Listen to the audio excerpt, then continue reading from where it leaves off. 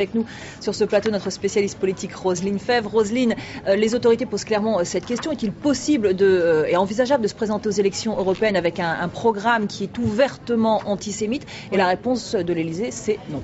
L'Élysée répond, on ne sait pas, on va voir. Donc il va falloir étudier le code électoral. Mais ce qui est paradoxal dans cette affaire, c'est que c'est la réaction de Claude Guéant, en fait, qui a réagi à cette liste, qui a provoqué la polémique, qui l'a créée. Certains, à gauche comme à droite, sont étonnés que le secrétaire général de l'Élysée fasse finalement une telle publicité à cet humoriste qui finalement ne la mérite peut-être pas. C'est vrai que ça paraît peut-être un peu incongru, ce face-à-face Claude Guéant, Dieudonné, un peu incongru.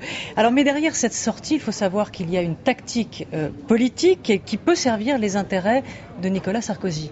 La première, c'est tendre la main, faire plaisir à la communauté juive française, qui est importante, et puis surtout, qui vote à droite pour l'UMP et pour Nicolas Sarkozy.